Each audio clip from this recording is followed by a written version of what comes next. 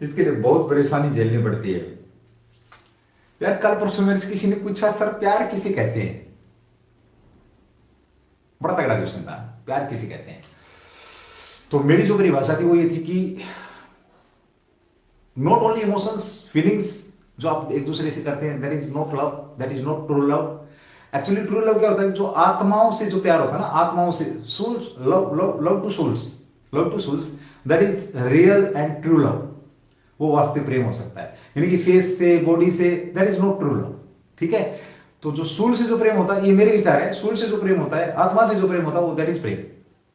ठीक है, ये प्रेम आपको किसी से भी हो सकता है, माँ से हो सकता है, बहन से हो सकता है, भाई से हो सकता है ना। तुम्हारी परिभाषा सिर्फ एक ही रहती है, तुम्हारी परिभाषा सिर्फ एक ही रहती है कि किससे, कि जीएफ या बीएफ, है ना, जीएफ या बीएफ या पति या हस्बैंड वाइफ, जो भी आप समझे, है ना। ऐसा कुछ है नहीं। वैसे हिंदुस्तान एक ऐसा देश है जहां पे प्रेम पे बोला नहीं जाता है, और मैं तो यूट्यूब पे बोल रहा हूँ, मरवा दोगे मुझे, है ना, मरवा दोगे आप लोग मुझे।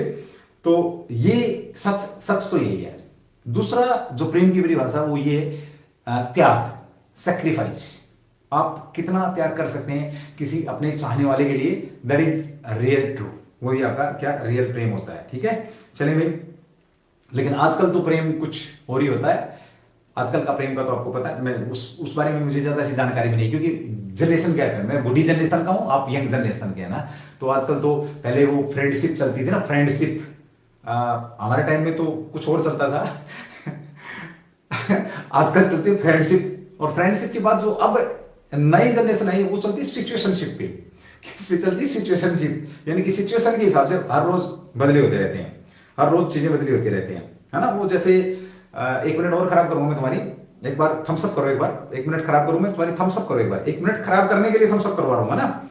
वो करवा चौथ देखा हरियाणी में, कभी उनको सुनना था एक बार, कभी कभी सुन लेता हूँ चलते फिरते, समय तो नहीं होता मेरे पास, बट अपना समय, नींद का अपने जो भी समय निकाल करके सुन लेते हैं। तो उसने कहा कि जैसे एक बड़ा पवित्र त्योहार है हिंदुओं का, जिसे करवा चौथ के नाम से जानते हैं।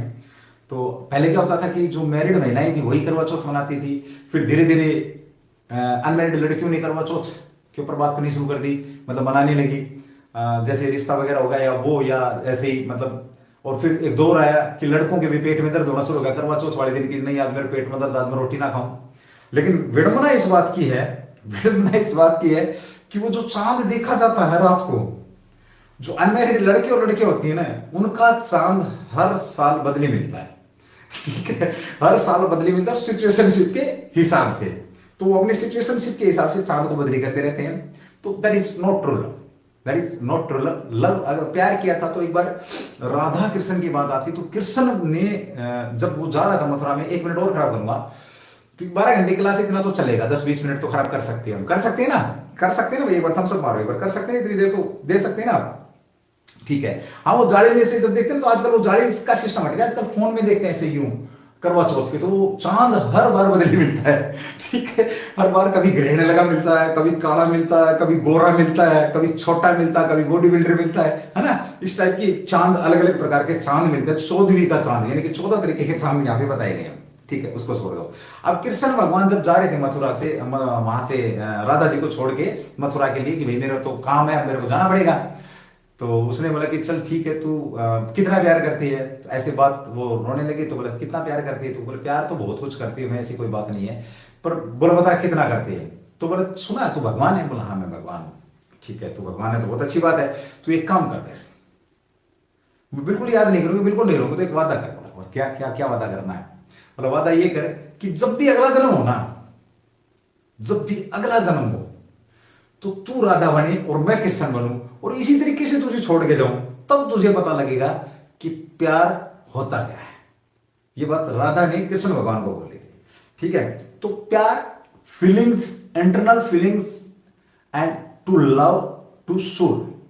समझ गया मेरी बात? जी बिल्कुल।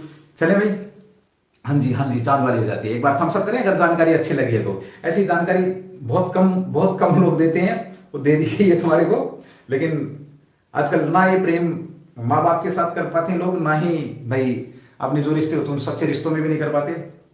चलिए भाई कविंदर, ओके चले, ये बात बोली अपने लाख रुपए की। जी सो थैंक यू दोस्त मेरे। अगर आपको लाख रुपए की बात लगी तो बात तो अनमोल थी, तेने कीमत लगा दी, तेने कीमत और घटा दी दोस्त। इस लाख की जगह अनमोल शब्द लिख ठीक है।